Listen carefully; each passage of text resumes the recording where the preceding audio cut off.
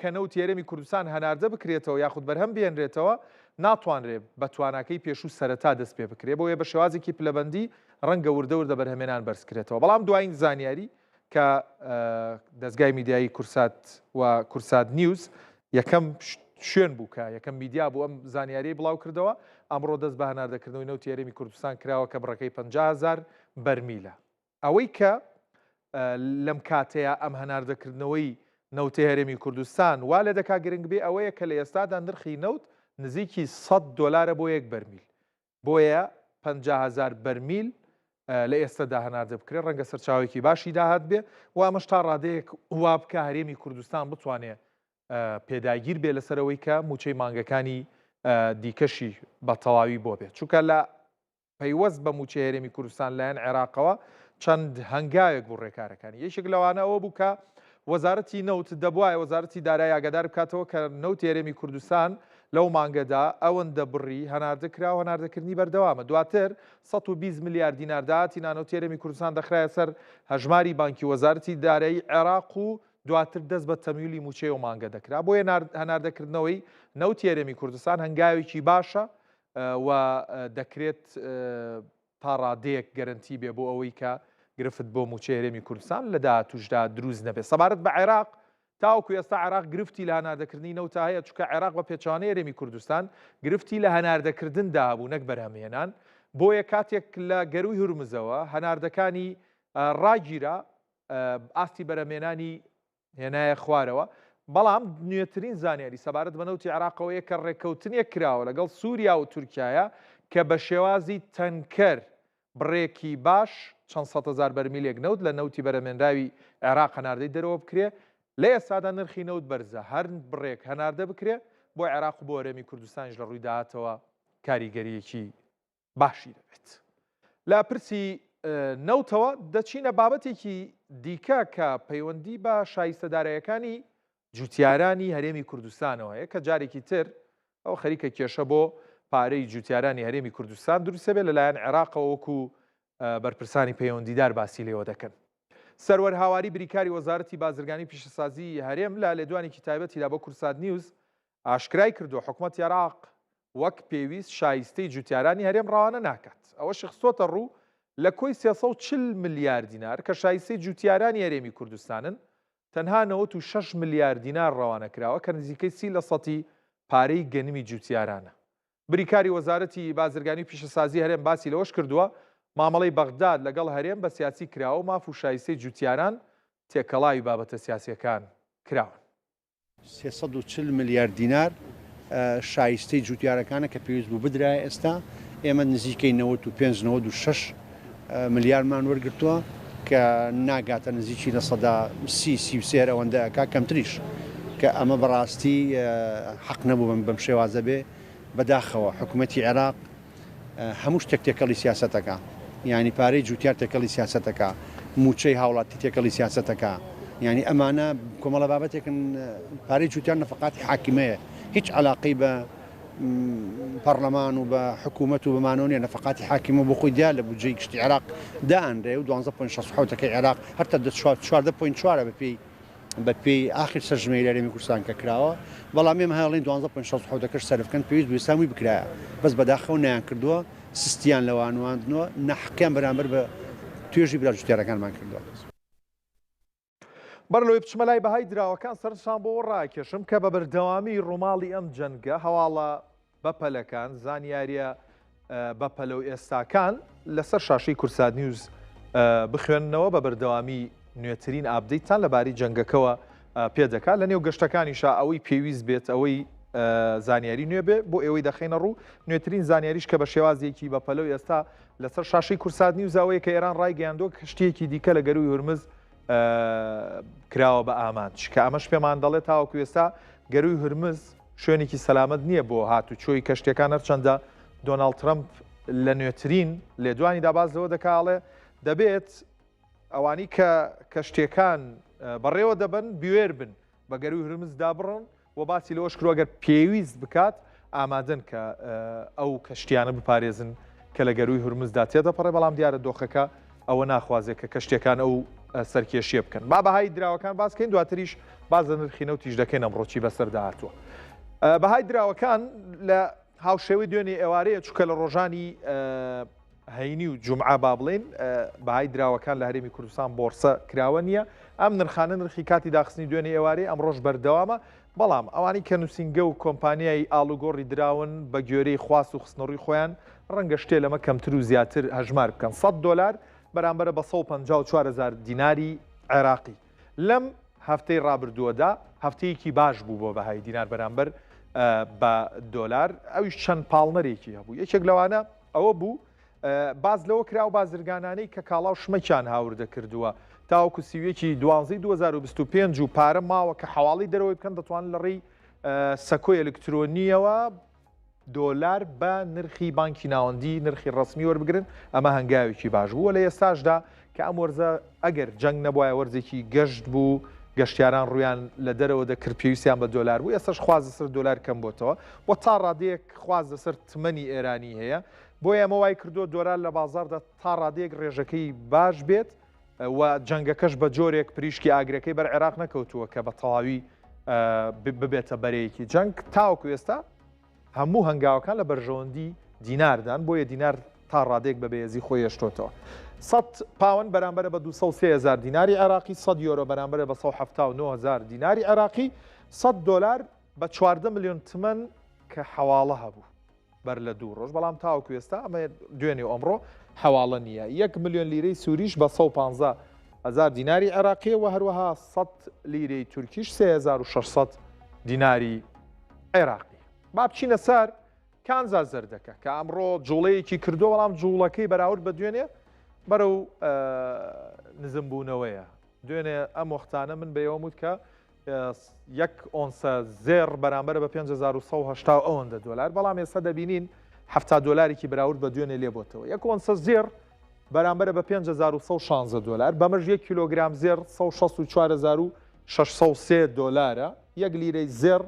1,081 دۆلارە زێڕی عیارە 937,000 دیناری عێراقیە زێڕی عیارە 21 لە ناوخۆی هەرێمی کوردستان 1,93,000 دیناری عێراقیە زێڕی عیارە 22 بە 1,145,000 دیناری عێراقیە زیو هاوشێوەی زێر بە هەمان شێوە دابەزینێکی کەمی بەراورد بە دوێنێ تۆمار کردوە ئەگەر هاوکارانم زیومان بۆ بخەنە سەر ئەو شاشەیە بۆی پێتان بڵێم کە چی لێ هاتووە 1 ئۆنسە زیو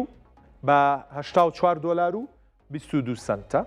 بەمەش 1 کیلۆگرام زیو لە بۆرسەدا 1 کیلۆگرام زیو بە $2,711 ئەوەی کە ئەمڕۆ سەرنجمدا ئەمڕۆ لە مامەڵەی بازاڕی ناوخۆی هەرێمی کوردستاندا وەکو ئەوەی کە هەندێک سەکۆیانەیە نرخەکان بڵاو دەکەنەوە جیاوازی نێوان ئەو زیوەی کە لە بازاردا بە مەڕە و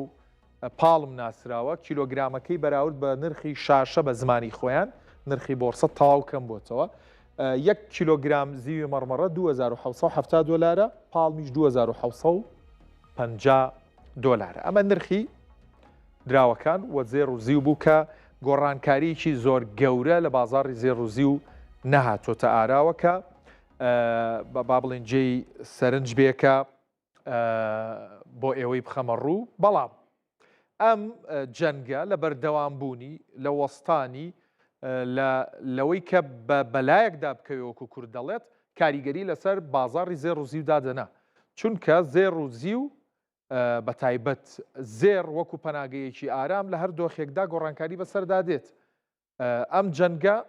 پاڵینا پەمپێکی پێکرد بەرزی کردەوە ئێستا تا ڕادێک کە جەنگەکە لە دۆخێکدا ماوەتەوە زێر و زیوش بەو جۆرە ماونەتەوە هەر گۆڕانکاریە گۆڕانکاری بەسەر زێر و زیودا دێنێ لە داهاتوویەکی زۆر دووریش نا لە داهاتوویەکی نزیکدا سەبارەت بە نرخی نەوت دوێنێ تاوەکو سەروی $100 بەرز بووەوە بەڵام دواتر ڕاگەیەنراوێکی کە بە زانیاری وردەوە دواتر بۆتان دەخەمە ڕوو ڕاگەیەنراوێکی یان هەندێک وتەی ئەمریکا وای کردکە نرخی نەوت تا ڕادەیەک دابەزێ بەڵام دابەزینێکی گەورەنە ئەوەی لەسەر ئەم ستونە ئێستا پێکەوە دەیبینین نرخی کەمێک بەر لە ئێستای نەوتی برنتە کە $98.79 بۆ 1 بەرمیلی نەوتی برنت کە گرێبەستێکی بەریتانیە و بۆتە ستانداردێک بۆ پێوانندنی گرێبەستەکانی دیکەی نەوت و نەوتی ڕۆژاوی تەکساس 93 دلار و 30 سنتە، غازی سروشتیش 1 ملیۆنیەکەی گەرمۆکەی بە 3 دلار و 16 سنتە. ئەم نرخە تاوەکو ئێستا نرخێکی بەرزە، ئەوەی کە ناتوانێت سوود لەم نرخە بەرزەی نەوت ببینێ وڵاتانن کە بەهۆی گەروی هورمزەوە ناتوان نەوتە ناردە بکەن کە عێراقێکێکە لەو وڵاتانە بۆ یەکەمێک بەر لە ئێستا بەیەوە وتەگەر هەرێمی کوردستان و عێراق تا ڕێژەیەکی کەمیش بێ بتوانێت لە ئێستایان نەوتە ناردە بکات داهاتێکی باشی دەست دەکەوێت. بەڵام ئەو وڵاتانەی کە دەتوانن هیچ گرفتێکیان نییە بەهۆی گەروی هورمزەوە وەکو رووسیا، ئەمریکا و وڵاتانی دیکە کە ئەتوانن بەرهەمێنان و هەناردەی نەوت بەردەوام بکەن، ئەو وڵاتانە ئەم نرخەنەوتە لە قازانجیانە. هەر بۆیە رووسیا ئەگەر ئەم جەنگە بەردەوام بێت نرخینەوت بۆ جۆرە بەرز بێتەوە بە بەردەوامی لە قازانجدا دەبێت ڕەنگە قەرەبووی ئەوەش بکاتەوە کە هەندێک سزای وڵاتانی ئەوروپا و بەشێک لە سزاکانی ئەمریکا لەسەر کەرتی نەوتێتی. هەندێک هەنگاو هەن لەلایەن ئاژانسی وزەی نێودەوڵەتی لەلایەن ئەمریکاوەکە دەیانەوێت نرخە دابەزێنن. ئێستا من دوایین پێشهاتوو نرخەکانی با بڵێن ئەو هەنگاوانی کە بۆ دابەزاندنی نرخی نەوتەن بۆ ئێوەی دەخەمە ڕوو لێرە. پێشهاتەکانی نەوت زۆرن، دیارترینیان گرنگترینیان بۆ ئێوە دەخەمە ڕوو و پێشتان دەڵێم لە چارتەکەیە هەر جارێک با بڵێن ئیڤنتێک ڕووداوێک یا لێدوانێکی ڕۆژنامەوانی هەبێت چ گۆڕانکاریەکی لە نرخی نەوتدا کردووە. ئەمەی ئێستا پێتان دەڵێم دوایین پێشاتەکانی بازاڕی نەوتە لە جیهاندا یەک بەیەک بە خاڵ پێتان دەڵێم، بەڵام سەرەتا بە پێنوێنی نرخی نەوتی برێنتان پێ بڵێم. ئەمەی دەیبینن ئەمە ئەو جوڵانەیە کە لە کاتی ئەم جەنگەدا بۆ نرخی نەوت هاتۆتە پێش. لێرەدا لە یەکەم ڕۆژی جەنگدا نرخەکە تا ڕادەیەک بە فلاتی بە ئاسایی لە دەوروبەری 65 بۆ 70 دلار دایاری دەکات. لێرە جەنگ دەست پێ دەکات نرخی نەوت بەرز دەبێتەوە. بەڵام دەنگۆ هەیە، مەترسی هەیە لەسەر گەروی هورمز بە بەردەوامی هەر هەواڵێک تایبەت بە گەروی هورمز و خستنە ڕووی نەوت بۆ جیهان هەبوو بێ و مەترسی هەبوو بێ بۆ گەروی هورمز بە بەردەوامی یەک پلەیەک نرخی نەوت بەرز بۆتەوە هەتاوەکو لێرەیە لە کاتی ئەم جەنگای لوتکەیەکمانەیە کە 170 دلارە بە نوکی کاندڵەکە تاوەکو 119 دلاریش لەمسێکی کردو و گەڕاوەتەوە. لێرەدا تەواوی مەترسی بۆ گەروی هورمز دروست بوو و هاتوچۆی نەوتی لە گەروی هورمز ڕاگیرە. لەم خاڵەدا دۆناڵد ترامپ لێدوانێک دەدا. لە لێدوانەکەیە باز لەوە دەکا کە ئەگەری هەیە سزای سەر بەشێک لە وڵاتان لابن کە سزای نەوتی ئەمریکایان لەسرە، هەمووانیش دەزانن کە ئەو وڵاتانەی لە نێو لیستی سزاکانی ئەمریکان کە سزای بەسەر کەرتی نەوتیانە داناوە رووسیا، ڤەنزوێلا، ئێرانن. ئێران بەشێکە لە جەنگەکە، ڤەنزوێلا تاوەکو ئێستا لە ژێر دەسەڵاتی خۆیەتی لە دوای ئەوەی کە سەرۆکەکەی دەستگیر کردووە کەواتە مەبەستەکە رووسیایە. بۆیە زۆر کاریگەری بوو ئەو هەواڵە نرخی نەوتی هێنایە خوارەوە بۆ خوار 90 دلار. دابەزینێکی گەورەی تۆمار کرد. جارێکی دیکە بەردەوامی جەنگەکە مەترسیەکانی سەر گەروی هورمز نرخی نەوتیان بەرز کردەوە هەتاوەکو بینیمان ئەلەم لوتکەیە کە دوێنێ 100 دلار 102 دلاری بینی. لەم کاتەیە کە جارێکی تر نەوت دەچێتەوە سەروی 100 دلار ئەم پێشاتانە هەن کە ئێستا یەک بە یەک بۆتان دەخەمە ڕوو کە چی وای کرد ئەم نرخە بێتە خوارەوە. ئەوە بوو ئەمریکا لێخۆشببوونی بۆ نەوتی رووسیا دەرکرد دوێنێ کە ئەمە هەنگاوێکی چاوەڕوانکراو بوو لە دوای لێدوانەکەی دۆناڵد ترامپەوە کە پێشتر ڕایگەاند. سکۆت بیسنت وەزیری گەنجینەی ئەمریکاڵێ چی لەسەر ئەم بابەتە؟ ئەڵێ بڕیارێکی کورتخایان و سنووردارمان دەرکردووە بۆ لێخۆشببوون لە هەندێک سزای سەر نەوتی رووسیا. ئەم بڕیارە بۆ کام نەوتە؟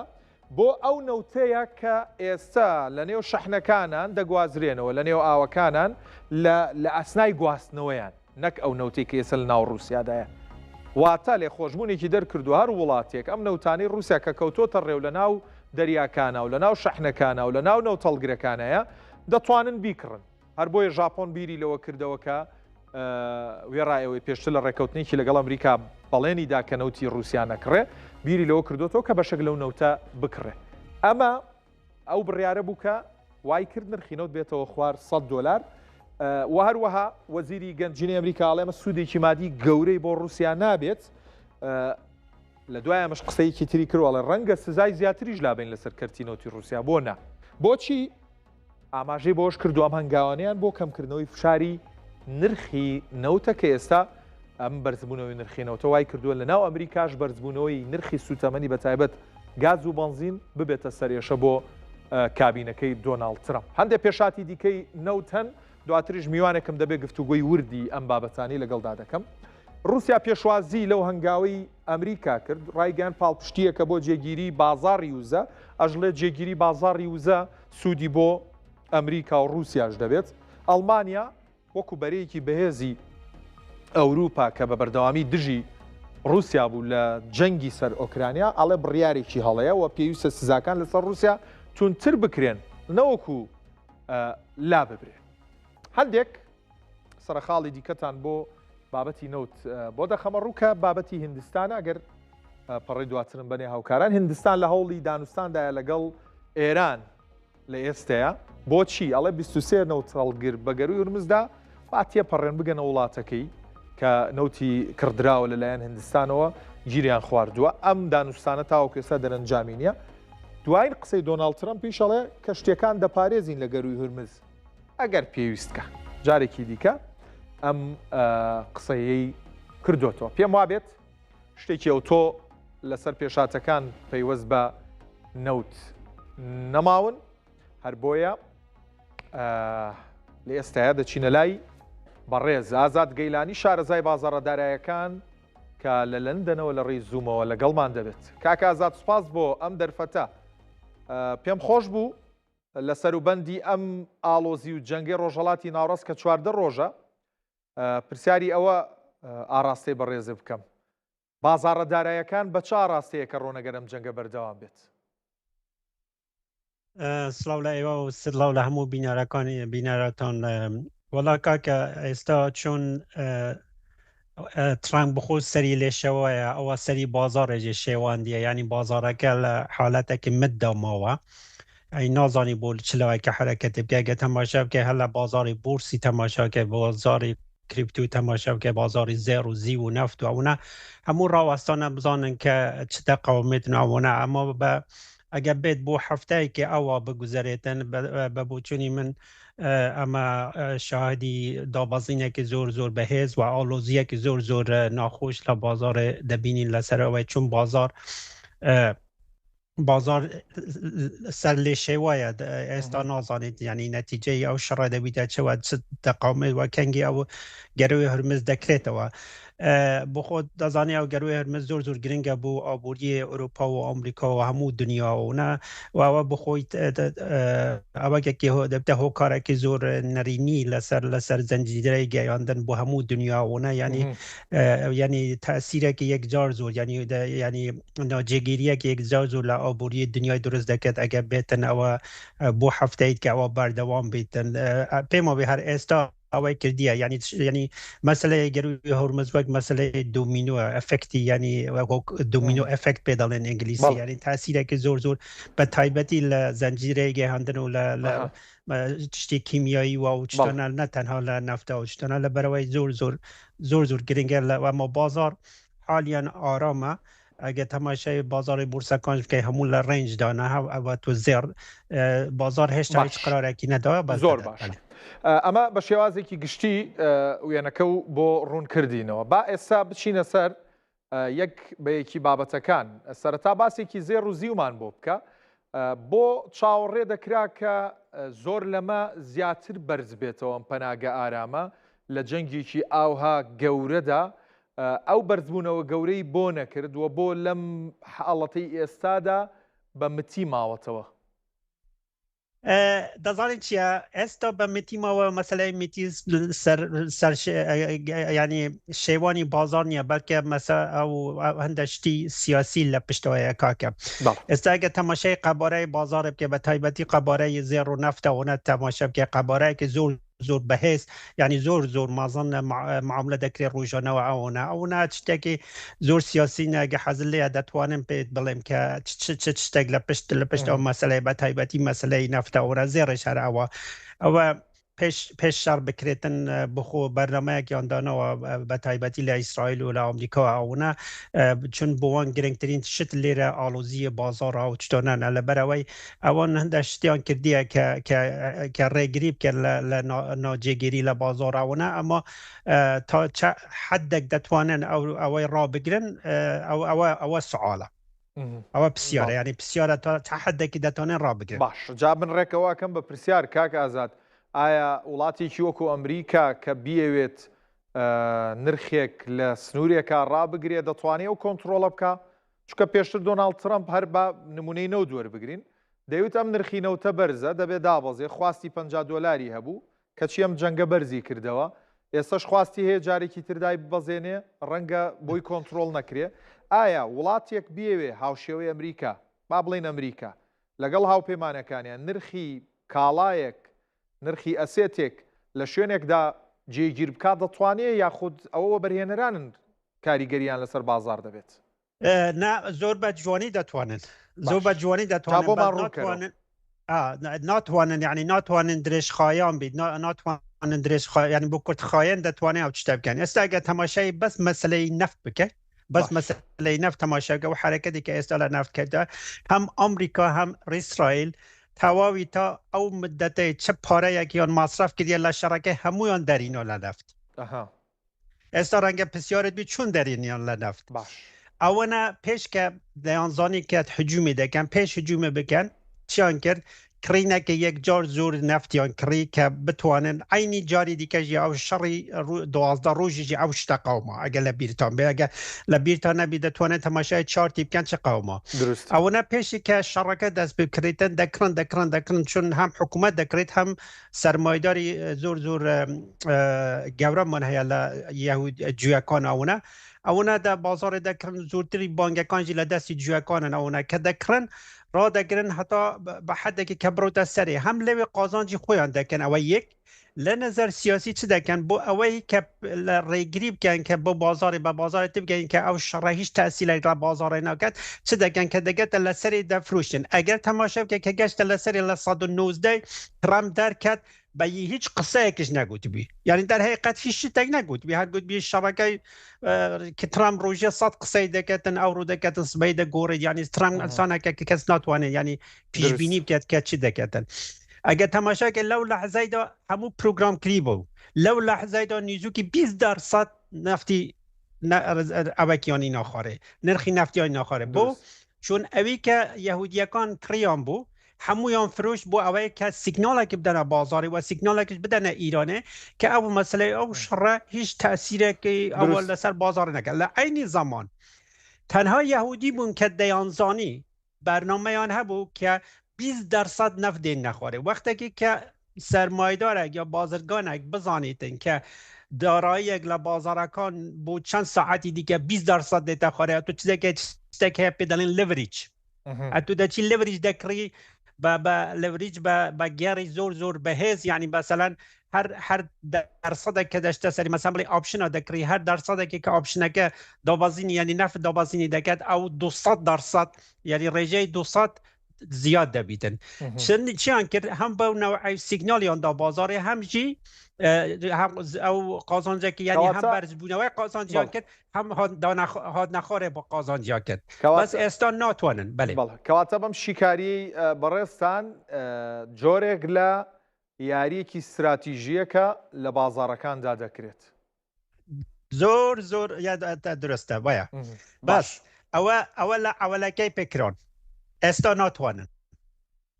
چون ئێستا دەزانین بۆ چی ئێستا ئەوە چون ئەوە بەرنامەریزی کرابوو پرۆگرام کرابوو هەموو شتەکان حاضر بن کە چون حرەکەتکەن کە چون ترامپ بچی قسەی بکات وەختێکی کە قسەی بکەن چون ئەو شورت پۆزیشنە بگرن شورت یعنی وەختێکە داراییەک دێتە خوارێت و قازانجێ دەکە ئەوە هەموو پێش لە خۆیان ئامادە کرد بوو یعنی دەتوانین بڵێم 100% حتا ئەو ڕۆژی کە ترامپ هەر مەصرفێکی ئیسرائیل و ئەمریکایان کرد بوو لەو معاملەی بازاری نەفت و لەو حرەکەتی بازاری نەفت استفادەیان کرد بوو ئەمما ئێستا لە ئێستا بە دوای چی ڕووەدا کاک ئازاد ئێستا بە دوای بازار قراری دەدات ئێستا بە دوای ئەو قراری نادات چون ئەو هێز ئەو پلان لە دەستیان چۆ دەرێ ئەو پێش دە پلانیان خۆیان کردووە ئەوە قازانجیان خۆیان کرد هەمووچە لەبەر ئەوەیژی ئێستا لە دەستی ئەگە تەماشا بکەین لەبەر ئەوەیژی ئێستا ترامپ زۆر ئالۆزە زۆر ناڕەحەتە زۆر غەمگینە ئەگە دەبینی دقیقە و سانیای هەموو شەڕەکەی تەماشا دەکەن گەروی هورمزی تەماشا دەکەن هەر تویت یا LX دەبینی یا لە سوشل میدیا لە سوشل تروث دەبینی هەر پەیامی دەهنێرێتە ئەوەنە بۆ چون دەزانێتن کە ئێستا ئەو شتی کە بەرنامەیان کردبوو بۆ ئەوەی کە هەم کنترۆلی نەفت بکەن هەم قازانجی لە حرەکەتی نرخی نەفت بکەن ئێستا ناتوانێت ئێستا لە دەستی بازارە. زۆر باشە کاک ئازاد لە ئەگەری وەستانی جەنگ کام نرخ بەرز دەبێتەوە کام نرخ دادەبەزێت؟ دەزانی وەکی گوتم ئەگەر ئەو جەنگە بۆ 7 ڕۆژی دیکە 7 ڕۆژی دیکە بکێشیتن ئەوەکێک زەربەیەکی زۆر بەهێز لە ئابووری دنیای دەدا لە هەموو شتێکی لەبەرەوەی بازاڕەکان دابەزینی بەخۆیان دەگرن ئەوەنە بۆ چونی من نفت احتمال هەیە ئەگەر بزانین چۆن ئەو گەروی هورمز ئەوەک دەبیتن چون مشکلە و چەند لە یەگەی خۆیان دەوڵەتەکانی دنیا چەند لە یەگەی خۆیان استفاده دەکەنەوەە احتمال هەیە نفت لەو قیمەتای بڵندترش بیتەوە ئەمە دابەزینی بەخۆی نبینیت ئەمە زێر دەمینتەوە لێرە زێڕژی ئەگەر بێتن بازارەکانی بورسەوە ئەوەنە کە بە احتمالێکی زۆر ڕاستکردنەوەیەکی لەو سات حیدا بکەنەوەە بەرژەوەندی زێر دەبێتن بە بۆچینی من زێر باشە ئەمە بۆ بازارەکانی بورسەوە ئەوەنە ئێستا دەتوانم بازرگانەکانی کوردستان بڵێم چه کریپتۆکەن چه بورساونە وریابن ئەمە ینی دقیقە و ینی ڕۆژ بۆ ڕۆژ ساعت احتمال هەیە هەر لەحزەیەکی ئەو بازار دەست بە ڕاستکردنەوەی بکێتە ئەو دە ڕاستکردنەوەیش بکرێتن تقریبا ناستەک و S&P زەیدەی 15% ڕێژەی 15% دێنەخوارێ بەس وەختێکی کە ئەوە قەوما ئەو وەختی فرسەتێکی دەرفەتێکی زۆر گەورەیە هەم بوو کڕینی شێر و ئەوە پشک و ئەو شتانە هەم بوو بکریپتووە ئەوەنە ئێستا بە بوچنی من بازرگانەکان دەبیە زۆر بریابن خۆ دوور بکەن بازار دەتەقێت بازار ئەوە نامینیتن باشە بۆ پێیکە بەرزبوونەوەی بازار زۆر کەمە هەتا دابازینی بازار شانسی زۆرترە. بەڵێ بەو پێی بەڕێستان لە لەندەن دەژین باسێکی دۆخی ئابووری و بازاڕەدارایەکانی بەریتانیامان بۆ بکە ئەم جەنگە چ کاریگەریەکی کردووەوە بەرەوشوی دەبا بەخۆی ئەو جەنگەی تاسیرێکی زۆر دەبیەکی گوتم بە تایبەتی لە زەنجیرەی دابینکردن ئەوەنە بۆ خۆی وا دەکەن کە دووبارە مەسلەی هەڵوەسان لە بازارەکان یعنی مەسلەی هەڵوەسان پەیدا بیتەوەە ئەمە ئەگەر بە نازانم جەنابەت ئاگای لێ بووە ئەو راپۆرتێک هات لە بریتانیا کە ئابووری بریتانیا هیچ ئەوەکێک نەبیە یعنی سوستی لێ پەیدا بووە لە مانگی 1 و 2 ئەوە بخۆ نیشانە یعنی ئیشارەکە بەوەیە کە ئابووریەکەی باش نییە. بەڵێ بەڕێز ئازاد گەیلانی شارەزای بازاڕەدارایەکان کە لە ڕێی زوومەوە لە لەندەنەوە لەگەڵمان بووی زۆر سپاس ماندوومان کرد. بەرەو جەژن دەڕۆین با هەندێک باسی بازار و بابەتەکانی جەژن بکەین لیژنەکانی چاودێری بازرگانی هەولێر لە ماوەی 23 ڕۆژی ڕەمەزان سەردانی 1100 شوێنیان کردووە بەهۆی پابند نەبوون و قۆڕکاری لە نرخ 115 شوێنیان سزا داوە. هۆگر عەلی بەڕێوەبەری چاودێری بازرگانی هەولێر بە کورسات نیوزی ڕاگەیاند لە ڕێگەی ژمارەیەک تیم و لیژنەی تایبەت چاودێری نرخ و کوالیتی کاڵەکان دەکەن لە بازارەکان هەر کۆمپانیا و شوێنێکی بازرگانی و دوکانێک و مارکێتێک نرخەکان بەرز کاتەوە سزا دەدرێت. تاوەکو ئەو ڕۆکە 23 مانگی ڕەمەزانی پیرۆز 1100 شوێنمان سەردان کردیا 115 شوێنمان سزادایەوە 10 شوێنیشمان داخستیە و بەردەوامین هەوڵەکان و داواش لە مارکێتەکان دەکەین لەموو شوێنانە دەکەین پابەندم بە ڕێنمایەکان چکەن ئێمە ئەوان بە سەروەتی خۆمان زانی وەکو حکوومەتی هەرێمی کوردستان و نامانەوێ غەڕامەیان بکەن و نامانەوێ شوێنەکان دابیخن و خۆیان دوور بگرن لە مەوادی کسپار و بابەتی زەڕوری ئێستا کە ئێمە وەکو چاودێری بازرگانی لەسەر ڕاستپاردەی هەردوو برای بەڕێزم لەسەری ڕاوەستاینە مەسەلەی قۆڕکاری هەر شوێنێک ببینین قۆڕکاری دەکا ئیجراعاتەکان لەگەڵی تونتر دەکەین. لەگەڵ نزیکبوونەوە لە جەژن خوازدە سەر جلی کوردی زیادی کردووە. قارەمان جەوهەر پەیامنێری کورسات نیوز لە هەولێرەوە چۆتە نێو ئەو بازاڕی کە جلی کوردی دەفرۆشنەوە هەندێک زانیاریمان بۆ دەخاتە ڕوو. تان لێ بێ و کاتتان باش ئێستا من لە بازاڕی قەیسەری هەولێرم دیارە لەگەڵ نزیکبوونەوەی جەژن بەشێک لە خواستی خەڵک لەسەر جلوبەرجی کوردیە وەک لە دیمەنەکانیش دەبین بەشێک لە کاسبکاران دوکانەکانی کردیتەوە لەگەڵ لەوەش کە جلی کوردی جۆرەها شێواز و ستایلی هەیە لەگەڵەوەش لە ڕووی نرخشەوە بە هەماشەوە جیاوازی هەیە لە ڕووی دوورین و لە ڕووی ئەو قماش پێداویستیانەیە کە بەکاردێنێت لەگەڵ ئەو کاسبکارە گفتوگۆ دەکەین مامەجان مادینەوەی خوا قووەت بدام سەلامەت بی باز لەوە بکەین ئێستا بازاری جلوبەرجی کووە بەو پێی کە جەژن دێتن و نەورۆزش بە هەمان شێوە لەگەڵ جەژن. وڵی بازاری جلوبەرجی کوردی یعنی کوبری ناسنامەی زۆر باشە لە هەموو جێگایەک سەرکەوتووە گەنجەکانی خۆشمان زۆربەی قاتی جوانی دەکەن احتیاجی سنەیە نێچیریە کاک مەسعودیە کاک کۆسرەتیە یعنی ئەوە نوعیەتی دوورینی کوردەواری فلکلۆری خۆمان تا ئەو زمانە بخۆ دەزانین زمانی کوردەواری خۆمان یعنی قەت تێکناسی بزر نابی دەمینێتن لە هەموو وارێکی ئەدی باز لە نرخ بکەن هیچ جیاوازێکی بە نمونە ستایلەکانیان جیاوازی نرخ لەو حسابەی وەسەتیە هەشتایە هەفتا پێنجە لەو دەورەیە حتا ئەو پەڕی دەڕوە 100,000 یعنی یارمەتی گەنجانی خۆشمان دەدەین وها ناکەین یانی کە شەرمەزاری کەسبین ئێمە ئێمە لە 52 لێرەینە لێم 68ەوە مامەجان ئەدی ئەو قماشانە لە چ وڵاتێک دێن ینی جۆریان جیاوازە ئێستا سێنیە ئێرانی ژێرانیەکە وانێ وەکو جاران نییە یان ستایلەکەی تەواو نییە پێشتر باش بوو ئێستا تێک دەچیتن بە سێنی باش ئیتالی هەیە یعنی سوڵتان هەیە بەو ناوە کە ئیسترات دەکەن جیاوازن جیاوازەکەی بە نرخە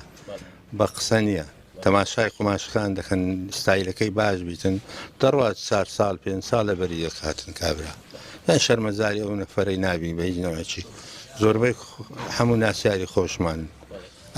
بازارەکەتان هیچ زموزۆڵی پێکەتی بێ مەعاشەکەی تاسیری هەیە تاسیری زۆر بووە مەسوولەکانی خۆشمان خۆ ئەمریان درێژکاری تەخسیریان نەکردی لەگەڵ کوردەواری خۆمان لە هەموو جێگەت چ لە هەولێر چ لە دۆک چ لە سلەیمانی شتەکانمان باشن ئینسانی چاکن بەڕێزن سەهەر و چاوم بەخێر بەڵەوەی کە ئەم خەیاتە باسی کرد دیارە جۆرە جیاوازەکانی جلوبەرگ ئەنی جۆر و شێوازی جیاوازی لەگەڵەوەش بەشێکی زۆری ئەو قماشانەی کە لە دیمەنەکان دەبینن پێشووتر بەشێک وڵاتان هەبوو بە تایبەت لە وڵاتانی وەکو سووریا و بەشێک لە وڵاتانی ئەوروپا و ئێرانەوە هاوڕ دەکەن بەڵام ئێستا بەشێکی زۆری بازارەکان قماشەکانیان لە وڵاتی سینەوە هاوڕ دەکرێتن ئەمیش بەڕووی کوالێت و جۆری قماشەکان نرخەکان دیاری دەکرێت وەک باسیشی کرد لەگەڵەوەی کە موچەش دابەشکراوە بەڵام بازارەکەیان بەو شێوە نیە کە وەکو پێشووتر بێ بۆ پێیکە لەسەر ڕۆژی داهاتوو جەژن دێتن و بە هەماشەوە جەژنی نەورۆزش دێتن بۆیە چاوەڕوان دەکرێت لە داهاتوش یاخود لە چەند ڕۆژی داهاتوش بازارەکان بۆ شێوە بە خەرەباڵغی ببێنەوە و بەشێک لە هاوڵاتیان ئەوانەی کە پێویستیان پێبێتن سەردانی بازارەکان هەر پەیوەست بە بابەتەکان و پێداویستەکانی جەژن لە دۆک بازارێکی تایبەت بە پێداویستەکانی جەژن کراوەتەوە بۆ ئەوەی هاوڵاتیان بچن لەوێ ئەوەی بۆ جەژن پێویستیانە بیکڕن. شەروان خەدر پەیامنێری کورسات نیوز لە دهۆک چۆتەوە بازاڕ و زانیاریمان دەداتی. دەم باشنا ئەم لە سنتەری پارێزگا دۆکینە کول پارکا نەورۆز سنتەری پارێزگا دۆکێ بازارە کاتێدانە شلای ژۆرە ئەورینا سێن دهۆکێ بە ئەف بازارە بۆ 15 ڕۆژێن دوماهیکێن مەها ڕەمەزان دەگەڕێگریم هاریکار بێت کولڤێرێ چەندین خیڤات و جێهێندن هاتێدانە نەوە پارکیدا ئەشبووی چەندێ ئەو پێدڤێن خەلکی یەن جەژنێ 15 ڕۆژێن دوماهیکێ یەن مەها ڕەمەزانێ vêrێت بەردەستا بن بۆ بتر زانینە جریان بازارە چاوایە چ تێدایە